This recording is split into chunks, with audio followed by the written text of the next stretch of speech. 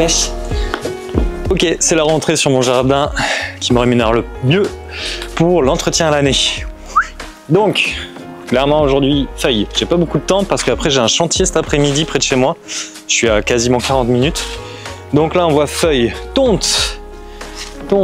Là je vois que pendant l'été, celui-là, il est mort.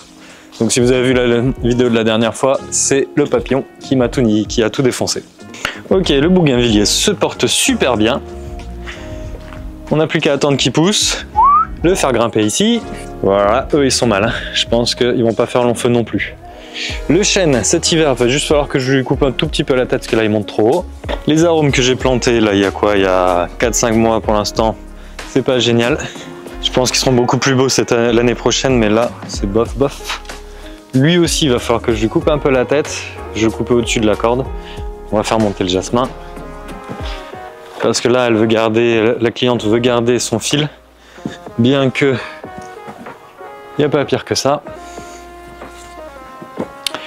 Aujourd'hui je voulais installer un rosier Ladybanks ici. Mais ils en ont pas, faut que je commande. Le gars est en vacances, il revient le 20.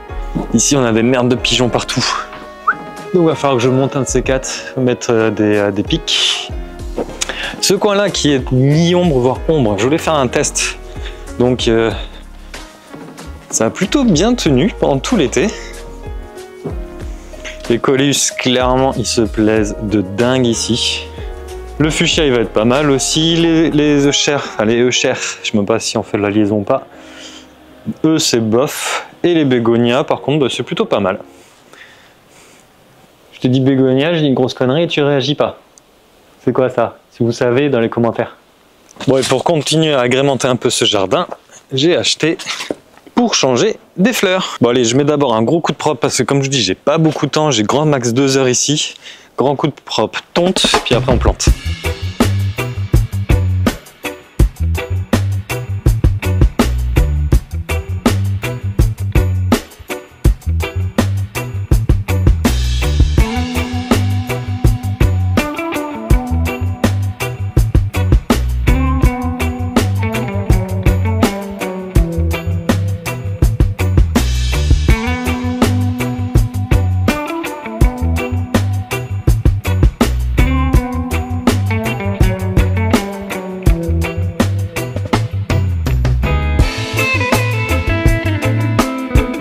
Le gros nettoyage est terminé, tonte, feuilles ramassées, on va attaquer les plantations.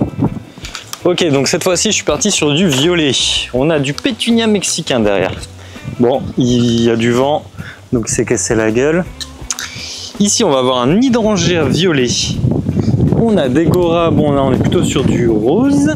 On commence à souffler. Ici on a une agapante violette. Et par contre, ce que je vais vous montrer aujourd'hui, c'est cet hibiscus des marais.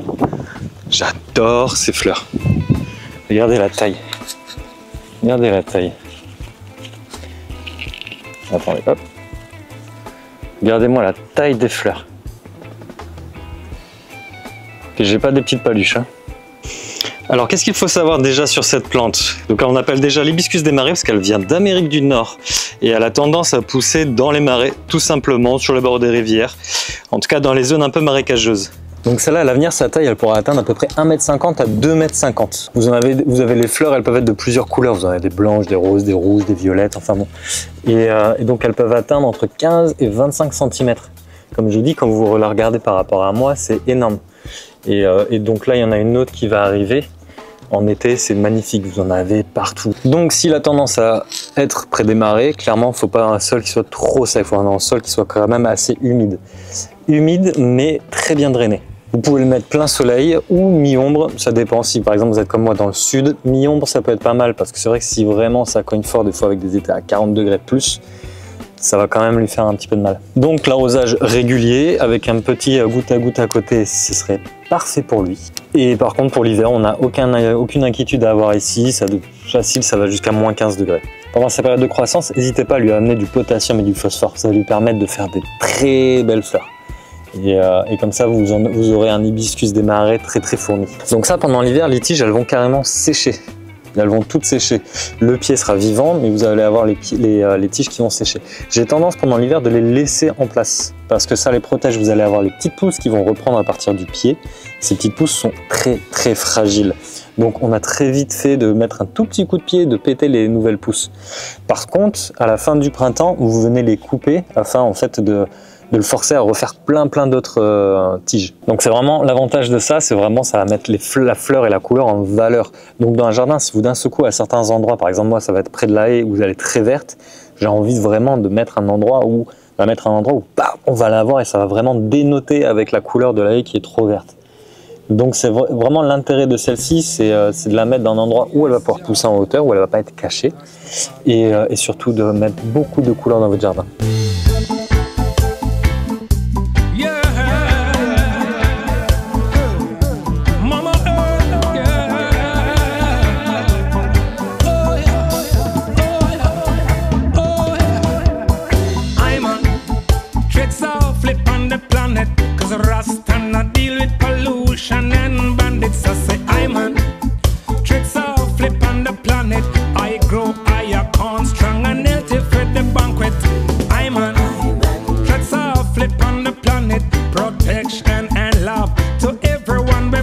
Hop, plantation faite, je vous ai pas montré le reste parce que je dois être à 13h dans un jardin qui est à peu près à 40 minutes de route et il est 13h moins 10.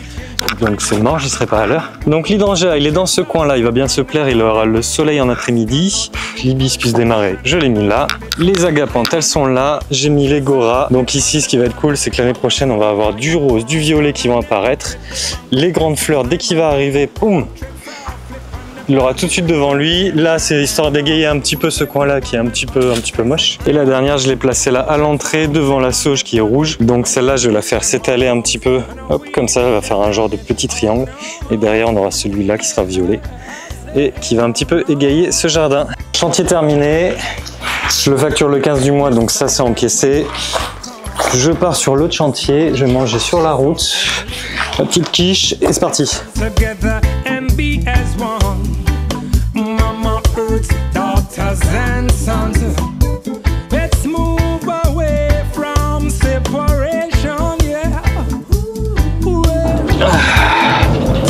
Je déteste le désherbage. Mais bon, c'est cliente à 5 minutes de chez moi, donc je l'ai pris parce qu'après il y aurait d'autres boulots. Mais qu'est-ce que je déteste ça, et je déteste tellement ça que ça faisait tellement longtemps que j'en avais pas fait que je l'ai mal budgétisé. Je pense que j'ai un tiers de... J'ai budgétisé un tiers de moins que ce que j'aurais dû. Enfin bon, donc il me restera un passage d'1 heure, 1 heure et demie, voire 2. Allez, je vais dire 1 heure, 1 heure et demie. Je préfère rester optimiste. Il faudra que je repasse dans la semaine. Un truc cool qui s'est passé aujourd'hui, c'est que j'ai le voisin du jardin de ce matin qui est venu me voir et qui m'a dit « Oh, j'ai entendu tellement de bien de vous et tout, vous pouvez me laisser une carte. Apparemment, le jardinier qui venait avant, c'était pas génial. Là, le... Ouh là là. Ok, bon. Ça va très bien. Donc, il me disait, le jardinier d'avant, il était pas génial, donc je vais prendre votre carte et tout. Donc ça c'est cool, j'ai un autre devis à aller faire. J'ai refusé 2 clients ce matin, petit jardin, que j'ai donné d'ailleurs à un gars là qui regarde la chaîne. J'espère que tu es prêt parce que ça va commencer à carburer, tu vas avoir un emploi du temps au taquet. Enfin bon, j'espère que tout se passe bien pour vous et puis je vous dis à demain. Passez une bonne soirée, ciao.